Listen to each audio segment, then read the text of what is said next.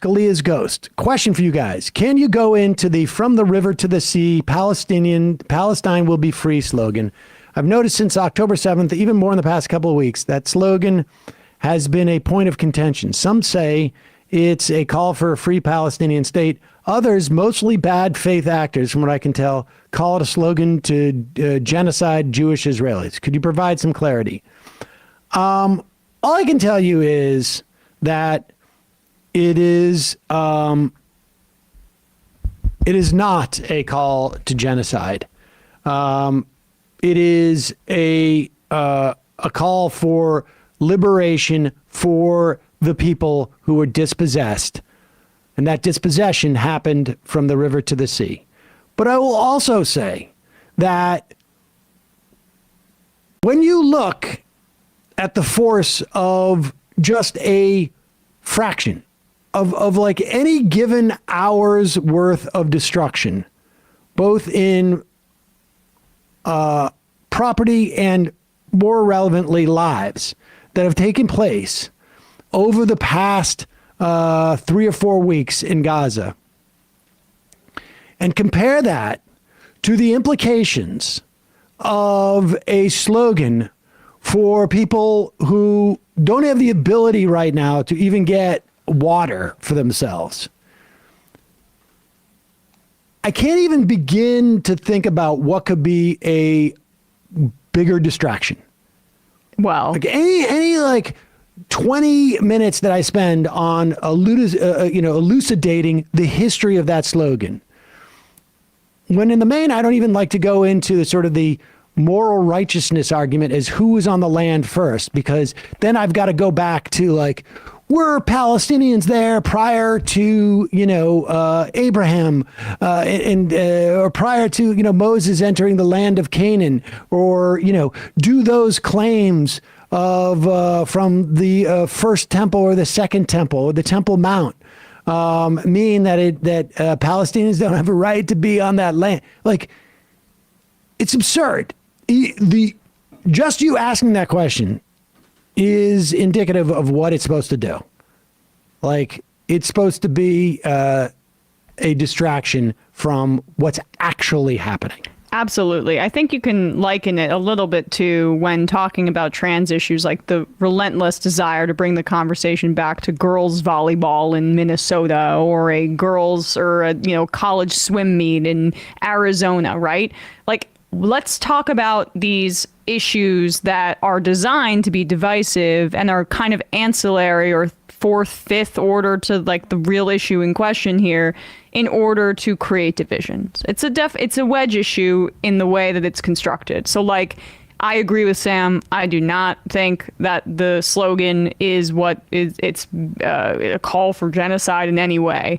But it's not really honestly helpful for anybody to be engaging in this, because when someone wants to talk to you about the slogan, say, let's talk more about the fact that a child in Gaza is dying every 15 minutes. That's what we need to be talking about here. I mean, here to put it in simplistic terms, we know for a fact, it's indisputable. Now, you can say, oh, but this is trumped by the fact that biblically Jews were in Palestine. But we know for a fact what the Jewish population was in the lead up to 1948. We know for a fact, Israeli documents, that there was widespread, hundreds of thousands of people dispossessed of their homes in Palestine. Gaza exists because of as essentially a big refugee camp. We know for a fact that there were massacres of Palestinians in the days and months before Israel declared its independence. But I mean, if you're talking about that slogan for Palestinian independence, name for me one instance in which the Israeli government,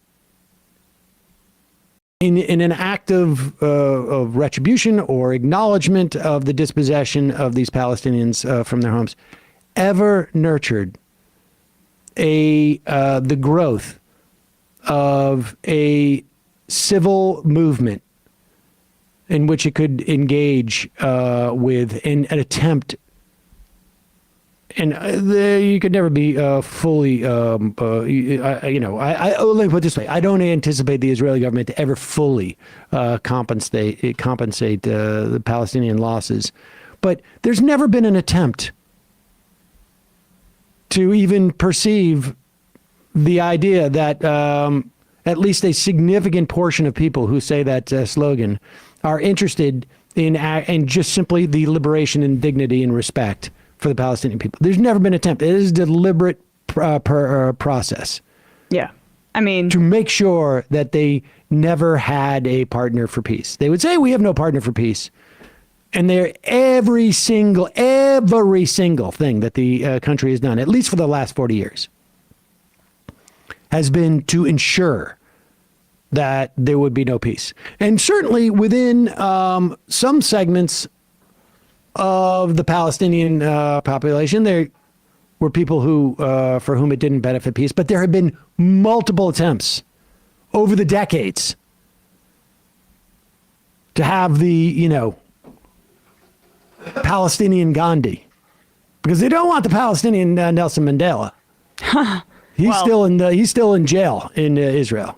Yeah, was a terrorist in the United States on the terrorist watch list until 2008. Yeah. So just give you a sense of some of the similarities. But every time that there was a Palestinian, Gandhi, that person ended up being jailed, intimidated, disempowered, shut down. Yeah. So I mean, it's that's where you have to continue to bring the conversation back to. So those realities. And I would say good resource for some of this stuff is Zachary Foster, who is a historian of Palestine. He's on Twitter and he has a newsletter as well.